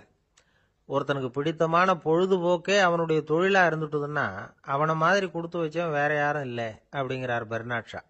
ஒரு தடவை மன்னர் ஹுமாயூன் உயிரை தண்ணீர் முண்டு ஊற்றுகிற தொழிலாளி ஒருத்தர் காப்பாற்றினாராம் அந்த ஹுமாயூன் உயிரை. உடனே மன்னர் கேட்டிருக்கார், உனக்கு என்ன வேணும்னாலும் கேளு தரேன், உயர் பதவி வேணுமா அப்படின்னு கேட்டாராம். மன்னா, மக்களின் தாகம் தீர்க்கக்கூடிய இந்த பணியை விட உயர்ந்தது உண்டா அப்படின்னாராம் அந்த தொழிலாளி. அவரால் அவருடைய வேலையை நேசிக்க முடிஞ்சுது. அதனால் மகிழ்ச்சியாக இருக்க முடிஞ்சுது. நாமெல்லாம் அப்படி இல்லை. வேலை கிடைக்கிற வரைக்கும் கிடைச்சா போதும் அப்படின்னு இருக்கோம். கிடைச்சதுக்கப்புறம் ஏன்டா இந்த வேலைக்கு வந்தோம்னு ரொம்பவும் அழுத்துக்குவோம். சரி, நாம் இருக்கிற இடத்துல நாம் வெற்றிகரமாக இருக்க வழி உண்டா அப்படின்னா உண்டுன்னு சொல்கிறாங்க. அதாவது மன இயல் நிபுணர்கள் இருக்கிறாங்க இல்லையா, அவங்க அதுக்கு முக்கியமாக 6 வழிகள் சொல்கிறாங்க. நீங்கள் ஒரு அலுவலகத்தில் வேலை பார்க்குறவரா அப்படின்னா இதை கேளுங்க. அதாவது உங்கள் மேலதிகாரி எதிர்பார்ப்புக்கு தகுந்த மாதிரி உங்கள் வேலை இருக்குதா? அப்படி இல்லைன்னா முதல்ல உங்கள் வேலையின் தரம் உயரணும். உங்களுக்கு மேலே கீழே வேலை பார்க்குற பணியாளர்கள்கிட்ட நல்ல விதமாக பழகிறீங்களா? அந்த உறவு முறையில் ஏதாவது குறை இருந்தால் அதை கண்டுபிடிச்சி சரி பண்ணுங்க. நம்பிக்கைக்கு உரியவர் அப்படின்னு நீங்கள் பேர் எடுக்கணும். நீங்கள் எடுக்கிற முடிவு நல்ல முடிவாக தான் இருக்கும் அப்படின்னு அடுத்தவங்க சொல்லணும். உங்கள் தோற்றத்துக்கு முக்கியத்துவம் கொடுங்க. இது மனம் உடல் ரெண்டும் சம்பந்தப்பட்டது. அதனால் மனசையும் ஆரோக்கியமாக வச்சுருக்கணும், உடம்பையும் ஆரோக்கியமாக வச்சுருக்கணும். உங்களுடைய நிர்வாகம் செயல்படுற விதத்தை நல்லா புரிஞ்சு வச்சுக்கணும். உங்களுடைய நிர்வாகம் இப்போ ஒரு காரியம் செய்யுதுன்னு வச்சுங்க, ஏன் அப்படி செய்யுது, எதுக்காக அப்படி செய்யுது, அதனுடைய குறிக்கோள் என்ன, அது நீடிக்கிறதுக்கு காரணம் என்ன, இதையெல்லாம் தெரிஞ்சுக்கணும். சிரிப்புக்கு வஞ்சகம் பண்ணக்கூடாது. நல்லா சிரிக்கணும், அப்போ தான் அது திரும்ப கிடைக்கும். கடந்த கால தோல்வியை பற்றி கவலைப்படக்கூடாது. முதலாளி விருப்பம் தெரிஞ்சு நடந்துக்கிறது நல்லது தான். அதுக்காக காக்கா பிடிக்கணுங்கிற அவசியம் இல்லை. உங்களுக்கு ஒரு பொறுப்பான வேலை கிடைக்குது, உடனே சத்தம் குழப்பம் அப்படின்னு சூழ்நிலையை இறுக்கமாக ஆக்கிடக்கூடாது. எந்த சூழலையும் இயல்பாக கையாளக்கூடியவர் அப்படிங்கிறத காட்டணும். இதெல்லாம் உங்கள் துறையில் நீங்கள் வெற்றி பெற நிபுணர்கள் சொல்கிற யோசனைகள். இவ்வளவு விவரமும் சொல்லிவிட்டு ஒருத்தரை பார்த்து கேட்டோம், இப்போ சொல்லுங்க, நீங்கள் செய்கிற வேலை உங்களுக்கு பிடிச்சிருக்குதா அப்படின்னோம். ரொம்ப ரொம்ப பிடிச்சிருக்குது அப்படின்னார். சரி, என்ன செஞ்சிட்டு இருக்கிறீங்க அப்படின்னு கேட்டோம். சும்மா தான் இருக்கிறேன் அப்படின்னார். ஒருத்தர் ரொம்ப அவசரமாக போயிட்டு இருந்தார். எங்கே சார் போகிறீங்கன்னு கேட்டோம். எனக்கு வேண்டியப்பட்ட ஒருத்தருக்கு குழந்தை பிறந்திருக்கிறதாக செய்தி வந்திருக்கு, அதுதான் ஆஸ்பத்திரிக்கு போயிட்டுருக்கேன், பார்த்துட்டு வரலாம்னு அப்படின்னார். அப்படின்னா கொஞ்சம் இப்படி உட்காருங்க அப்படின்னோம். சில விவரமெல்லாம் சொல்கிறேன், கேட்டுக்கிட்டு போங்க அப்படின்னோம். உட்காந்தார். அப்புறம் சொல்ல ஆரம்பித்தோம். புதுசாக பிறந்திருக்கிற ஒரு குழந்தைய பார்க்க போகிறதுன்னா அது சாதாரண விஷயம் இல்லை. அதில் ரொம்பவும் கவனமாக நடந்துக்கணும். புது குழந்தைக்கு நோய் சுலபமாக தொற்றும். முக்கியமாக காற்று மூலமாக பரவுற நோய்கள் சுலபமாக வந்துடும். அதனால் நமக்கு உடம்பு சரியில்லைன்னா குழந்தைய விட்டு கொஞ்சம் தள்ளியே இருக்கிறது தான் நல்லது. பெரியவங்களை பொறுத்த வரைக்கும் சாதாரணமாக உள்ள ஒரு கிருமி கூட குழந்தைய பொறுத்த வரைக்கும் ரொம்ப மோசமான ஒரு கிருமியாக இருக்கும். சில வெளிநாடுகளில் எப்படி தெரியுமா, பிறந்த குழந்தை தூங்கிக்கிட்டு இருக்கிற ஒரு ரூமுக்கு போகணும்னா போகிறவங்க முகமூடி போட்டுக்கணும், காலணிகளை மாற்றிக்கணும், அவ்வளவு சுத்தமாக உள்ளே போய் பார்த்துட்டு வரணும். பொதுவாக சில ஆஸ்பத்திரிகளில் பார்த்தீங்கன்னா பார்வையாளர்கள் நேரத்தில் விசிட்டிங் ஹவர்ஸ் தாயை விட்டு குழந்தைய தனியாக பிரித்து வச்சுருவாங்க. எதுக்குன்னு நினைக்கிறீங்க? அந்த நேரம் பல பேர் வருவாங்க போவாங்க, அவங்க கை கால் சுத்தமாக இருக்காது. சுத்தம் இல்லாத கைகள் மூலமாக கிருமிகள் பரவும். சுத்தம் இல்லாத கைன்னா மண்ணு தூசி படிஞ்சிருக்கிற கை மட்டும் தான் அர்த்தம் இல்லை. சாலையில் கையை வீசிக்கிட்டு நடந்து வர்றீங்க, குழந்தைய பொறுத்த வரைக்கும் அது கூட சுத்தம் இல்லாத கை தான். தாயை தவிர மற்றவங்க குழந்தைய தூக்காமல் பார்த்துக்கிறது நல்லது. தாய் கூட அளவோட கொஞ்சிறதோட நிறுத்திக்கணும். புதுசாக ஒரு குழந்தைய பெற்றிருக்கிற பொண்ணுக்கிட்ட மற்ற தாய்மார்கள் ஏதாவது சொல்லிக்கிட்டே இருப்பாங்க. குழந்தைய அப்படி வளர்க்கணும் இப்படி வளர்க்கணும் அப்படின்னு ஏதாவது அட்வைஸ் பண்ணிக்கிட்டே இருப்பாங்க. இப்படி ஓவராக அறிவுரை பண்ணுறது அந்த பொண்ணை குழப்பி விட்டுரும். அதனால் அப்படிலாம் பண்ணக்கூடாது. அந்த பெண்ணே ஏதாவது கேட்டால் கூட டாக்டர் சொல்ல வேண்டிய விவரங்களை எல்லாம் நாமே சொல்லிகிட்டு இருக்கக்கூடாது. புதுசாக பிறந்திருக்கிற குழந்தைய மட்டும்தான் இப்படி பார்க்கணும்னு இல்லை. ஒரு நோயாளி குழந்தைய பார்க்க போகிறதுனா கூட ரொம்ப எச்சரிக்கையாக தான் நடந்துக்கணும். ஒரு தின்பண்டமோ விளையாட்டு சாமானோ அந்த குழந்தைக்கு நாம் வாங்கிட்டு போகிறதா வச்சுக்குவோம். அதை நேராக கொண்டுகிட்டு போய் அந்த குழந்தைகிட்டே கொடுக்கக்கூடாது. அதோட அப்பா அம்மாக்கிட்ட ரகசியமாக கொடுக்கலாம். அவங்க முடிவு பண்ணட்டும் குழந்தைகிட்ட அதை கொடுக்கலாமா வேண்டாமாங்கிறத. அவங்களுக்கு தான் தெரியும் அதோட மனசும் உடம்பும். உங்கள் அக்கறையை காட்டுறதா நினச்சிக்கிட்டு குழந்தை வாயில் எதையும் கொண்டுட்டு போய் போடாதீங்க. போகிறப்போ உங்கள் வீட்டு குழந்தையும் அழைச்சிட்டு போகாதீங்க. இது நோயை வாங்கிட்டு வந்துடும், அல்லது புதுசாக ஒரு நோயை அதுகிட்ட கொடுத்துட்டு வந்துடும். என்னதான் உங்களுக்கு பழக்கமான குழந்தையா இருந்தால் கூட அதுக்கு விருப்பம் இல்லைன்னா பேசக்கூடாது. அங்கே போய் அவங்க பள்ளிக்கூடத்தை ஞாபகப்படுத்திகிட்டு இருக்கக்கூடாது. நோயில் இருக்கிறப்ப ஸ்கூலை பற்றி பேச அது விரும்பாது. ஆஸ்பத்திரியை விட்டு வெளியில் புறப்படுறப்போ குழந்தைகிட்ட சொல்லணும்னு அவசியம் இல்லை. அதோட அப்பா அம்மா கிட்ட சொல்லிவிட்டு புறப்பட்டா போதும், குழந்தை கோபிச்சிக்காது. சமூக சம்பிரதாயத்தை பற்றி அது கவலைப்படுறதில்ல. இப்படி எல்லா விவரமும் நம்ம எதிரில் உட்காந்துருந்தவங்க கிட்ட சொல்லி முடித்தோம். ரொம்ப நன்றி சார் அப்படின்னு சொல்லிவிட்டு அவர் புறப்பட்டார். குழந்தைங்க கொஞ்சம் வளர்கிற வரைக்கும் தான் நாம் எச்சரிக்கையாக இருக்கணும்னு இல்லை, வளர்ந்த பிறகு இன்னும் எச்சரிக்கையாக இருக்கணும். ஒரு பையன் பள்ளிக்கூடத்துலேருந்து திரும்பி வீட்டுக்கு வந்தான். முகம் பூரா நகத்தால் கீறி இருந்தது. அப்பா பார்த்து பயந்துட்டார். யாருடா உன்னை இப்படி பண்ணது அப்படின்னார். என் கூட படிக்கிற இன்னொரு பையன்னா. நாளைக்கு உன் கூட பள்ளிக்கூடத்துக்கு வர்றேன், நீ எனக்கு அவனை அடையாளம் காட்ட முடியுமான்னார். அது ரொம்ப சுலபம் நான் பையன். எப்படின்னார் அப்பா. அவன் காதில் ஒன்றை கையோடு எடுத்துகிட்டு வந்திருக்கிறேன், இதோ என் பையில தான் வச்சுருக்கேன் அப்படிங்கிறான் அந்த பையன். ஒரு தெருவில் சில சிறுவர்கள் விளையாடிக்கிட்டு இருந்தாங்க. ஏதோ ஒரு உயரமான கல்லை நடுத்தெருவில் வச்சு அதை சுற்றி சுற்றி ஓடி வந்துக்கிட்டு இருக்கிறாங்க. அது என்ன விளையாட்டோ அவங்களுக்கு தான் தெரியும். கொஞ்ச நேரம் அப்படி விளையாடிக்கிட்டு இருந்தவங்க விளையாடி முடிச்சதும் அந்த கல்லை நடுத்தெருவில் அப்படியே விட்டுட்டு அவங்கவுங்க வீட்டுக்கு ஓடி போட்டாங்க. அதுக்கப்புறம் அந்த வழியாக 2 பெண்கள் பேசிக்கிட்டே வந்தாங்க. பேச்சு சுவாரஸ்யத்தில் நடுத்தெருவில் இருந்த அந்த கல்லை கவனிக்கல.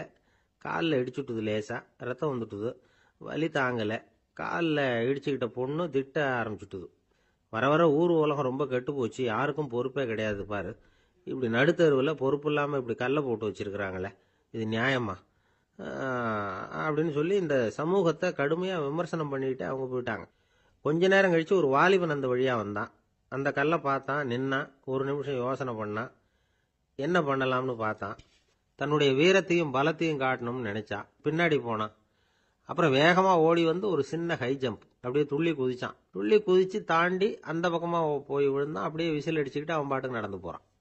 அடுத்தபடியாக ஒரு காதல் ஜோடி அந்த வழியாக வந்தது. நடுத்தெருவில் கல் கண்ணில் பட்டது. அவங்க 2 பேரும் ரொம்ப நெருக்கமாக சேர்ந்து வந்துக்கிட்டு இருக்கிறாங்க. நடுவில் கல் இருக்கிறதுனால கொஞ்ச நேரம் 2 பேரும் விலகி மறுபடியும் இந்த பக்கம் வந்து சேர்ந்து போகணும். கொஞ்ச நேரம் நாம் பிரிய வேண்டி இருக்குதே அப்படின்னு வருத்தத்தோட முணுமுணுத்துக்கிட்டே இந்த பக்கம் வந்தாங்க. அதுக்கப்புறம் வழக்கம் போல் சேர்ந்து அவங்க பாட்டுக்கு எதிர்காலத்தை பற்றி கற்பனை பண்ணிக்கிட்டே போயிட்டாங்க. கடைசியாக அந்த வழியாக பார்வை இல்லாத ஒருத்தர் வந்துக்கிட்டு இருக்கார்.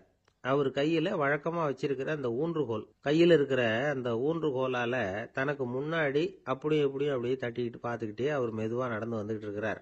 வழியில் இருக்கிற அந்த கல் தட்டுப்பட்டுது. உடனே நடுத்தெருவில் ஒரு கல் இருக்குங்கிறத அவர் புரிஞ்சுக்கிட்டார். உடனே குனிஞ்சார், அந்த கல்லை தடவி பார்த்து எடுத்தார், தெரு ஓரமாக கொண்டுட்டு போய் போட்டார். அதுக்கப்புறம் அவர் பாட்டுக்கு அவர் வழியில் நடந்து போனார். இப்போ இதில் பல பேர் வந்தாங்க போனாங்க. இவங்களில் பார்வை உள்ளவங்க யார், பார்வை இல்லாதவங்க யார்? இப்படி ஒரு கேள்வி கேட்டால் என்ன பதில் சொல்ல முடியும்?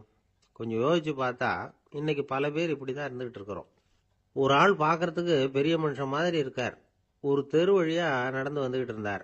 இருட்டு நேரம். வழியில் ஒரு பெரிய கல் கிடந்தது, கருங்கல். பார்த்தார், கொஞ்ச நேரம் யோசிச்சார். போய் தூக்கி பார்த்தா ரொம்ப கனமாக இருந்தது. இன்னொரு ஆள் சேர்ந்தாதான் தூக்க முடியும். இவர் உடனே ரோட்டு ஓரமாக போய் ஒரு மரத்தடியில் உட்காந்துக்கிட்டார். ரெண்டு பக்கமும் பார்த்துக்கிட்டே இருக்கார், யாராவது வர்றாங்களான்னு. கொஞ்ச நேரத்தில் ஒருத்தர் வந்தார், இவருக்கு தெரிஞ்சவர். என்னங்க இந்த நேரத்தில் இங்கே உட்காந்துருக்குறீங்கன்னு கேட்டார் அவர். அதோ அந்த கருங்கல் அப்படின்னு சுட்டி காட்டினார். ஓ, அதை தூக்கி ஓரமாக போடணுமா? வாங்க ரெண்டு பேரும் தூக்கலான்னார் வந்தவர்.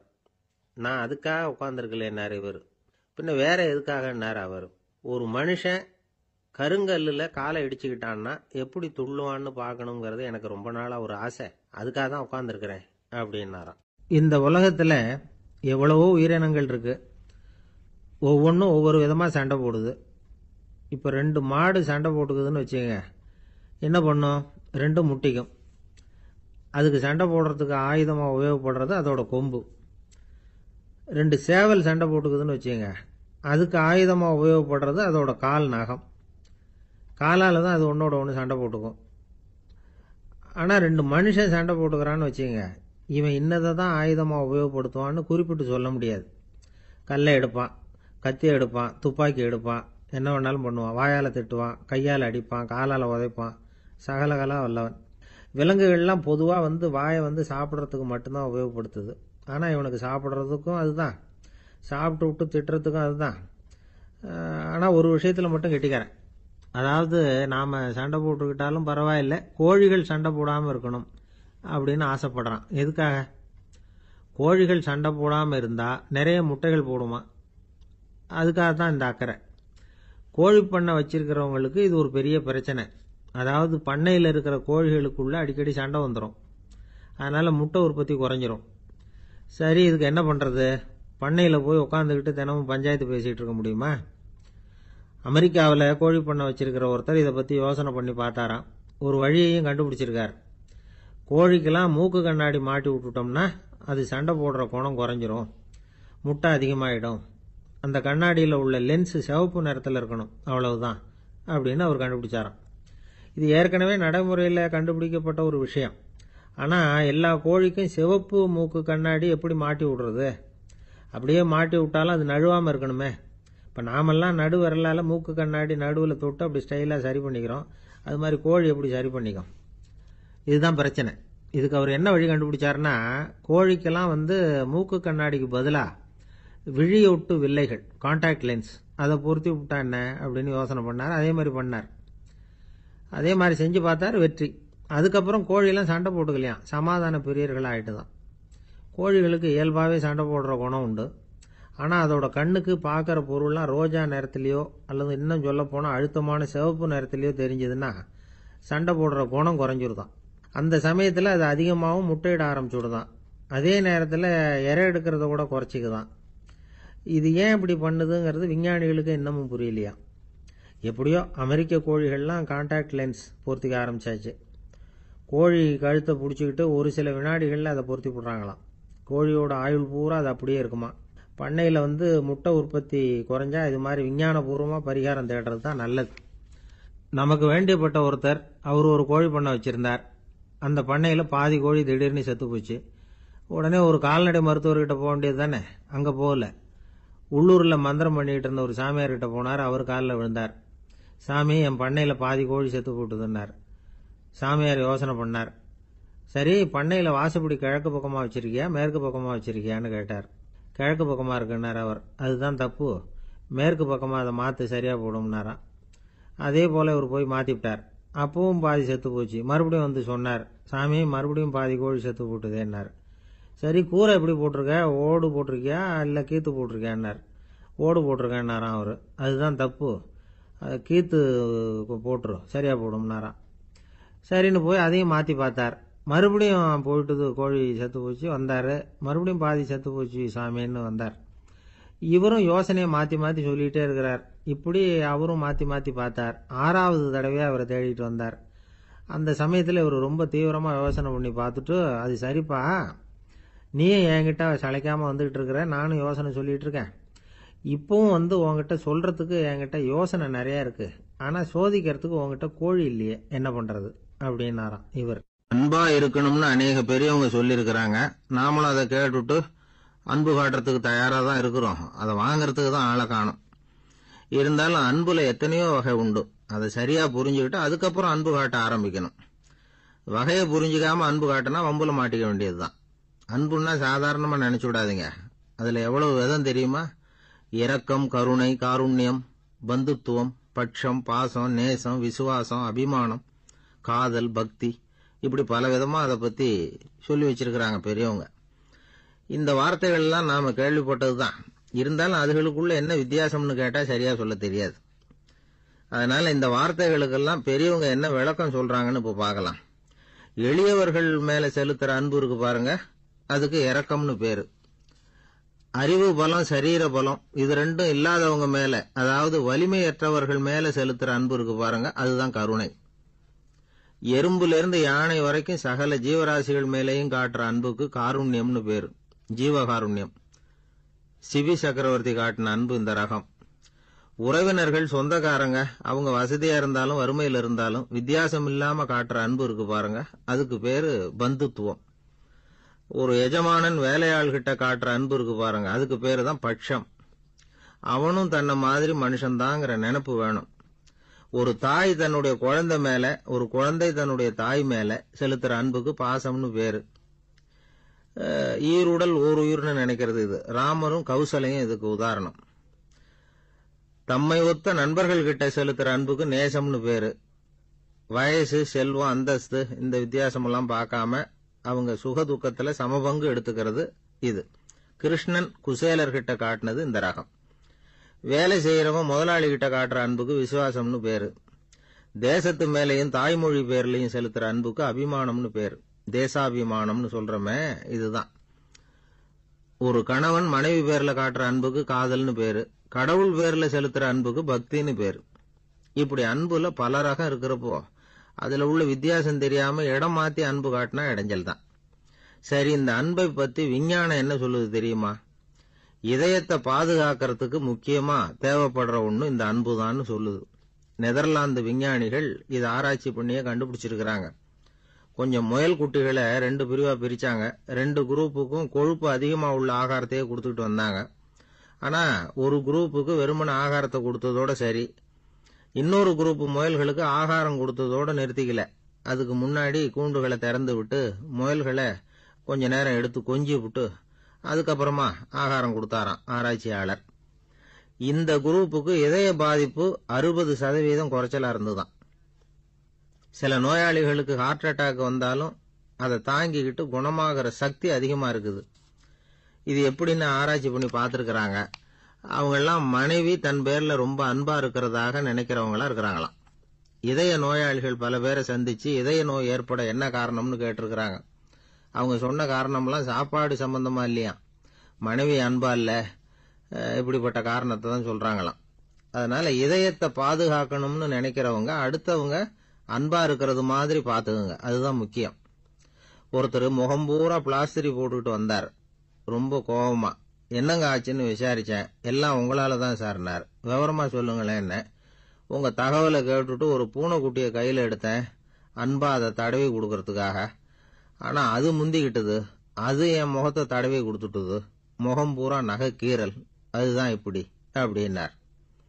அன்புல அறிவு சேராததுனால வந்த கோலம். இந்த உலகத்துல நாம நல்லபடியா இருக்கணும்னா அதுக்கு முக்கியமா தேவைப்படுறது 2.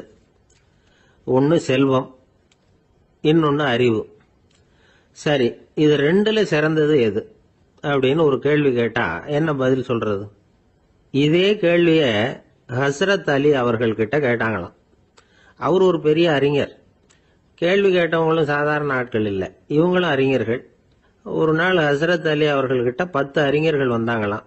ஐயா, நாங்க 10 பேரும் உங்ககிட்ட ஒரே கேள்வியை தான் கேட்க வந்திருக்கிறோம். ஆனா எங்க 10 பேருக்கும் நீங்க தனித்தனியா பதில் சொல்ல முடியுமா அப்படின்னு கேட்டிருக்காங்க. அதாவது அவங்க ஒரே கேள்விக்கு இவர்கிட்ட இருந்து 10 விதமான பதில் எதிர்பார்க்கறாங்க. சரி கேளுங்க, என்ன கேள்வி அப்படின்னாரு அவர். அப்பதான் அவங்க கேட்டாங்களாம், செல்வம் அறிவு இது ரெண்டுல சிறந்தது எது? இதுதான் கேள்வி.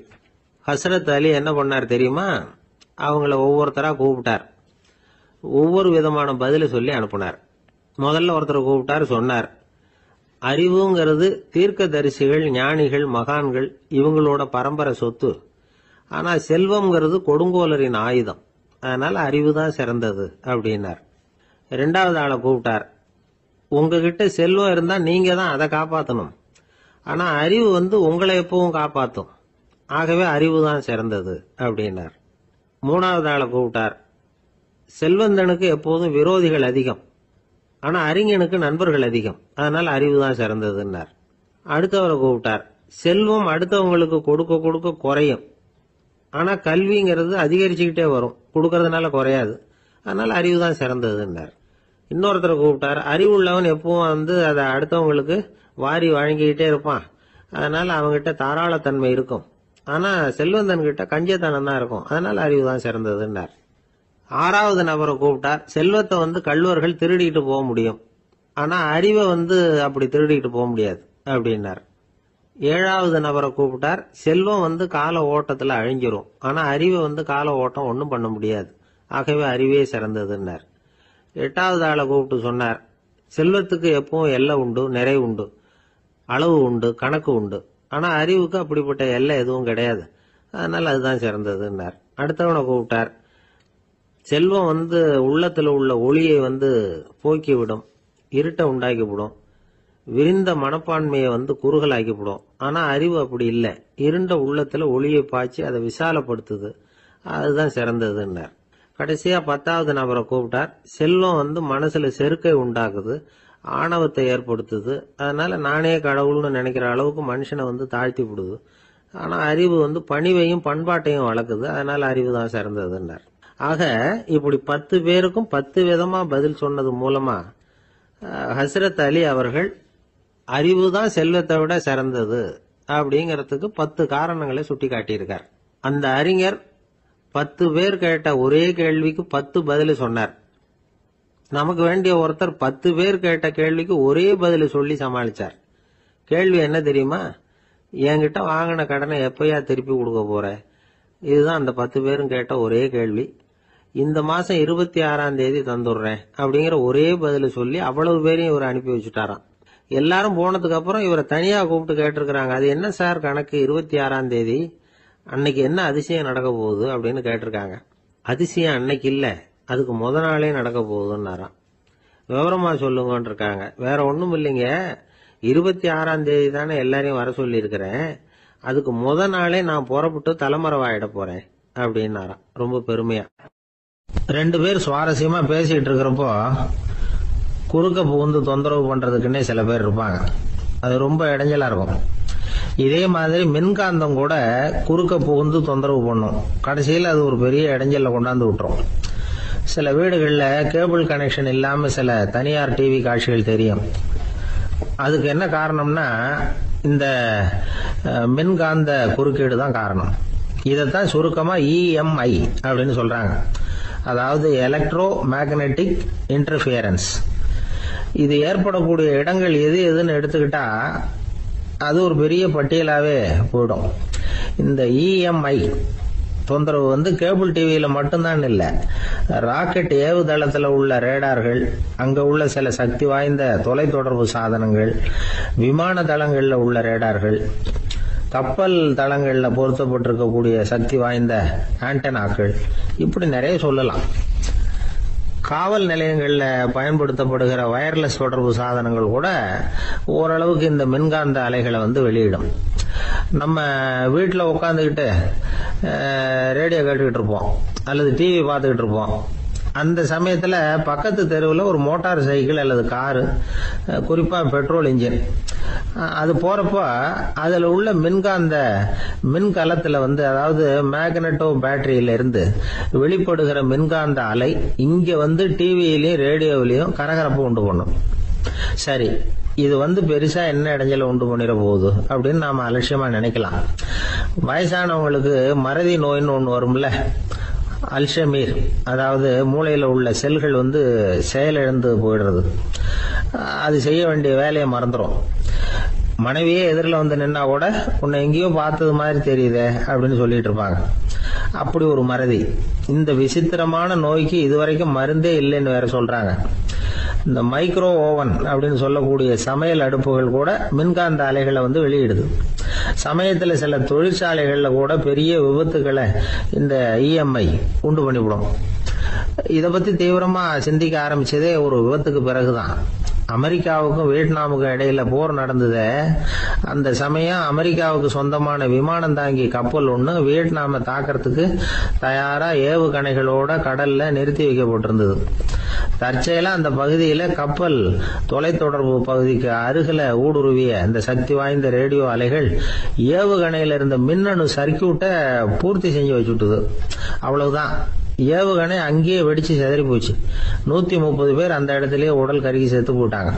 ஏகப்பட்ட பொருள்கள் நாசம். இந்த விபத்துக்கான காரணம் என்னங்கிறத உடனடியா யாராலையும் கண்டுபிடிக்க முடியல. ரொம்பவும் கடுமையா முயற்சி பண்ணி கடைசியா கண்டுபிடிச்சாங்க, இது இந்த இஎம்ஐ வேலை தான் அப்படின்னு. மின்னணு தொலைபேசிகள் இருக்கு, இதுல பேசும்பொழுது நம்ம காதை அதாவது செவியை ஊடுருவக்கூடிய மின்காந்த அலையானது மூளைக்கு போய் அங்க மூளை கட்டிகளை உருவாக்க ஊக்கம் கொடுக்குது அப்படின்னு வேற கண்டுபிடிச்சிருக்கிறாங்க. இந்த இஎம்ஐ ரொம்ப குறைஞ்ச மின்காந்த அழுத்தத்துல நமக்கு எந்த பாதிப்பையும் ஏற்படுத்துறதில்லை. மின்காந்த அலைகள் அழுத்தத்தோட இருக்கிற இடங்கள்ல ரொம்ப நேரம் இருந்தோம்னா நம்ம உடம்பின் வெப்பநிலை 2 டிகிரி செல்சியஸ் வரைக்கும் அதிகரிக்குதாம். அதனால வெப்பநிலையை சீராக்கிறதுக்கு இதய துடிப்பும் அதிகரிக்குது. இப்படிலாம் கண்டுபிடிச்சிருக்கிறாங்க. இப்பெல்லாம் இந்த மின்காந்த குறுக்கீடுகளை தடுக்கிறது எப்படி அப்படின்னு விஞ்ஞானிகள் யோசனை செய்ய ஆரம்பிச்சிருக்கிறாங்க. இந்த விஷயத்துல அலட்சியமா இருந்தோம்னா எதிர்காலத்துல நிறைய பேருக்கு இந்த ஞாபக மறதி நோய் வந்துடும். அப்புறம் அது ரொம்ப கஷ்டமா போயிடும். ஒரு குடும்ப தலைவர் தன் மனைவியை பார்த்து, யார் நீ, உன்னை எங்கேயோ பார்த்தது மாதிரி இருக்குது அப்படின்னு சொல்லிட்டு இருந்தார். உடனடியாக அவரை போய் பார்த்தேன். வாங்க டாக்டர் கிட்ட போகலாம் அப்படின்னு. அவரு என்னை தனியா அழைச்சிட்டு போய் காதோட காதா மெதுவா சொல்றார், இந்த பாருப்பா, என் கையில பணம் இல்லாத போகலாம், அப்படி மறதி நோய் வந்துட்டது மாதிரி நடிச்சுக்கிட்டு இருப்பேன், அவ்வளவுதான், அதை நீ கண்டுக்காத அப்படின்னார். ஒருத்தர் அவசரமா போய்கிட்டு இருந்தார். எங்க போயிட்டு இருக்கீங்க அப்படின்னு கேட்டார் ஒரு பெரியவர். கடைக்கு போறேன் சார், சாமான் வாங்கறதுக்கு அப்படின்னார். அங்க போறதுக்கு முன்னாடி தெரிஞ்சுக்க வேண்டியதெல்லாம் தெரிஞ்சுக்கிட்டீங்களா அப்படின்னு கேட்டார் பெரியவர். கடைக்கு போய் காசை கொடுத்து ஒரு பொருளை வாங்கிட்டு வரப்போறோம், இதுல தெரிஞ்சுக்க வேண்டியது என்ன இருக்குது அப்படின்னார் அலட்சியமா. இப்ப அந்த பெரியவர் பேச ஆரம்பிச்சார். இந்த உலகத்துல எந்த ஒரு செயல்ல இறங்குறப்பவும் நாம நல்லா ஆலோசனை பண்ண வேண்டிய விஷயம் 5 அப்படின்னார். உதாரணமா, ஒருத்தன் கடைக்கு போய் ஏதோ ஒரு பொருளை வாங்கிட்டு வர போறான்னு வச்சுக்கங்களேன். அப்ப கூட அவன் 5 விஷயங்களை பத்தி தெரிஞ்சுக்க வேண்டியிருக்குது அப்படிங்கிறார் அவர். முதல்ல அந்த பொருள் எப்படிப்பட்டது அப்படிங்கறத தெரிஞ்சுக்கணும். 2வதா தன்னை பத்தியும் தெரிஞ்சுக்கணும். அப்பதான் அந்த பொருள் தனக்கு தேவையா இல்லையா அப்படிங்கறத புரிஞ்சுக்க முடியும். 3வதா தெரிஞ்சுக்க வேண்டியது ஒண்ணு இருக்கு. அது என்னன்னா, அந்த பொருளை அடையறதுக்கு வழி என்ன அப்படிங்கறத தெரிஞ்சுக்கணும். அதாவது எவ்வளவு பணம் கொடுத்தா அது கிடைக்கும், இது மாதிரியான விஷயங்கள். 4வதா அந்த பொருளை அடையறது மூலமா நாம அடையக்கூடிய பயன் என்ன அப்படிங்கறதையும் உணரணும். 5வது அந்த பொருளை அடையறதுல இருக்கக்கூடிய தடை எது அப்படிங்கறதையும் நாம தெரிஞ்சுக்கணும். பெரியவர் பேசுறது ஏதோ தத்துவம் மாதிரி தெரியுது இல்லையா? தத்துவம் தான். அதாவது இப்படி உலகியல் வாழ்க்கையில சின்ன சின்ன விஷயங்கள்லயே நாம 5 விஷயங்களை தெரிஞ்சுக்க வேண்டி இருக்குது. அது ரொம்ப அவசியமா இருக்கு. பேரின்ப நிலைன்னு சொல்றாங்கல்ல, அது மாதிரி பெரிய சமாச்சாரங்கள்லயும் இந்த 5 விஷயங்களை நாம தெரிஞ்சுக்க வேண்டியிருக்குது. அதுக்கு பேர் என்னன்னா அர்த்த பஞ்சகம். வைணவ சமயத்துல அர்த்த பஞ்சகம்ங்கிறது ரொம்ப பெரிய விஷயம். கடைக்கு போறது மாதிரி கடவுளை பார்க்க போறப்போ நாம 5 விஷயங்களை தெரிஞ்சுக்கணுமா. முதல்ல பரம்பொருள் அப்படிங்கிறது என்ன, அதோட தன்மைகள் என்ன, இதை தெரிஞ்சுக்கணும். இதுக்கு பேர் என்னன்னா பரமாத்ம ஸ்வரூபம் அப்படின்னு பேர். 2வது நாம யாரு, நம்மோட தன்மை என்ன அப்படிங்கறத தெரிஞ்சுக்கணும். நான் யாருன்னு எனக்கே தெரியலங்கிறப்போ இதை நான் சொல்றேன்னு இது என்னுடையதுன்னு சொல்றது தப்பு தானே. அப்புறம் மூணாவது விஷயம், பரம்பொருளை நாம் அடையறதுக்கு வழி எது, இது தெரிஞ்சுக்கணும். இது உபாய ஸ்வரூபம் அப்படின்னு பேர். நாலாவது விஷயம், நாம் அடைய வேண்டிய பயன்கள் என்ன அப்படிங்கறது தெரிஞ்சுக்கிறது. இதுக்கு புருஷார்த்தம் அப்படின்னு பேர். அஞ்சாவது, அந்த பயனை அடைய விடாமல் தடுக்கிற தடைகள் யாவை அப்படிங்கறது தெரிஞ்சுக்கிறது. இது விரோதி ஸ்வரூபம். இதைத்தான் தடையியல் அப்படின்னு சொல்றாங்க. அதாவது பரமாத்மாவை பற்றிய அறிவு, ஜீவாத்மாவை பற்றிய அறிவு, உபாயம் பற்றிய அறிவு, புருஷார்த்தம் பற்றிய அறிவு, இந்த 4 அறிவுக்கும் எதிரடையா, அதாவது அதையெல்லாம் தப்பா புரிஞ்சுக்கிறதால உண்டாகக்கூடிய அறிவு விரோதி ஸ்வரூபம். என்ன இது தகவல்ல ஏதாவது கதை சொல்லுவீங்கன்னு பார்த்தா ஏதோ தத்துவம் பேசிட்டு இருக்கிறீங்களே அப்படின்னு நினைக்கலாம். இதுவும் தெரிஞ்சுக்க வேண்டிய ஒரு பெரிய விஷயம்தான். காதல போட்டு வச்சா எப்போவாவது உபயோகப்படும்.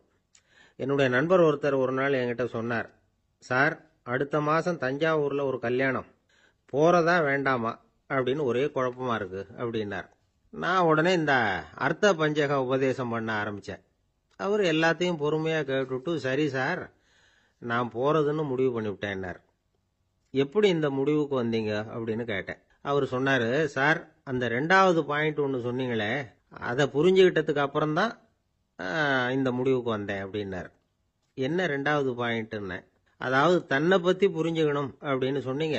உடனே என்னை பத்தி புரிஞ்சுக்கிட்டேன், நான் யாருங்கிறது எனக்கு தெரிஞ்சுது, உடனே போறது தான் நல்லதுன்னு முடிவு பண்ணிவிட்டேன்னார். நீங்க யாருன்னு கேட்டேன். நான் தான் சார் அந்த கல்யாணத்துல தாலி கட்ட வேண்டிய மாப்பிள்ளை அப்படின்னார். ஐயா, என்னுடைய நூல் வெளியீட்டு விழாவுக்கு அவசியம் நீங்க வரணும் அப்படின்னு கூப்பிட்டார் ஒருத்தர். எப்போ வரணும்னு கேட்டேன். அடுத்த வாரம்னார். சரி, புத்தகம் தயாராயிட்டுதா அப்படின்னு. நாளைக்கு தான் அச்சிக்க கொடுக்க போறேன்னார். என்னங்க இது, புத்தகம் அச்சிடுறதுக்கு முன்னாடியே அழைப்புதழை அச்சடிச்சு விட்டீங்களே அப்படின்னு கேட்டேன். அதனால என்னங்க, அந்த காலம் மாதிரியா போலாம், அச்சுக்கலை எவ்வளவோ முன்னேறியாச்சுங்க. Linotype, monotype, phototype, laser, இப்படி என்னென்னமோ வந்தாச்சு.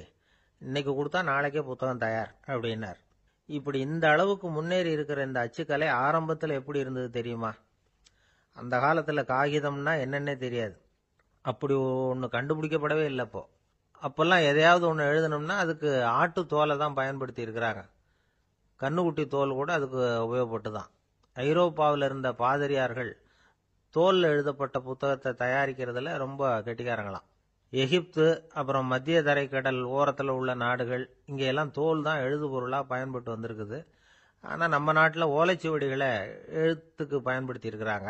எழுதுறதுக்கு தோலை பயன்படுத்தினவங்க பிறகு பேப்பரைஸ் அப்படிங்கிற கோரை புல்லை அதுக்கு பயன்படுத்தினாங்களாம். இதெல்லாம் அப்படி கொஞ்சம் கொஞ்சமாக கண்டுபிடிச்சிட்டு வந்திருக்கிறாங்க. அந்த புல்லை கச்சிதமாக நறுக்க வேண்டியது, நல்லா பதப்படுத்த வேண்டியது, அதுக்கப்புறம் அதில் எழுத வேண்டியது, அவ்வளவுதான். பேப்பருங்கிற சொல்லே இந்த பேப்பைரஸ் அப்படிங்கிறதுலேருந்து வந்தது தான். அதுக்கப்புறம் தான் காகிதம் வந்தது. இதை முதல்ல சீன நாட்டில் தான் கண்டுபிடிச்சாங்க. அது வந்த பிறகு அச்சு எந்திரம் கண்டுபிடிக்க வேண்டிய அவசியம் ஏற்பட்டது. அதை கண்டுபிடிச்சவர் ஜெர்மானிய அறிவியல் அறிஞர் ஜான் கூட்டன்பர்க். அச்சு கலைக்கு அடித்தளம் அமைச்சவர் அவர் தான். ஜெர்மனியில் மெயின்ஸ் அப்படிங்கிற ஊரில் 1399 பிறந்தார். அவரோட மாமன் ஒருத்தர் உலோக வேலையில் வல்லவர். அவர்கிட்ட அந்த வேலையை கற்றுக்கிட்டார். அதோட வைர கற்களை பட்டை தீட்டுறதுலையும் ரொம்ப தேர்ச்சி பெற்றிருந்தார். இளம் வயசுலேயே சும்மா இருக்க மாட்டாராம். எதை செஞ்சாலும் அதை திறமையாக செய்வாராம். அவர் தான் முதல்ல மர அச்சு எழுத்துக்களை உருவாக்கினார். அது மேலே மை தடவி பிரதிகள் எடுத்தார். அதுக்கப்புறம் உலோக எழுத்துக்கள், முதல்ல காரியம், அப்புறம் இரும்பு, அப்புறம் கலப்பு உலோகம், பிறகு அச்சடிக்கிறதுக்கு எந்திரம் ஒன்றையும் உருவாக்கினார். முதல்ல பைபிள் அச்சடித்தார். 1468 அவர் இறந்து போனார். 16ஆம் நூற்றாண்டில் மேலை நாடுகளிலிருந்து மர எழுத்துக்களை கொண்டுகிட்டு தமிழ்நாட்டில் கிறிஸ்தவ நூல்களை அச்சிட்டாங்க. அப்பெல்லாம் அச்சகங்கள் போதிய அளவுக்கு இங்கே இல்லை.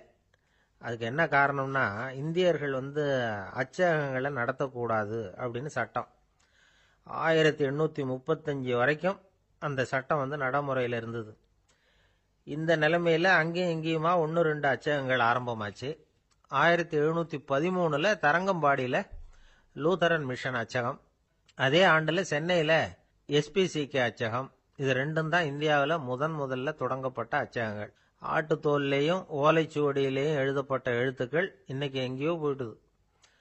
ஆனா நம்ம ஊர்ல எழுத்தாளர்கள் நிலைமை தான் ஒன்றும் சொல்லிக்கிறது மாதிரி இல்லை.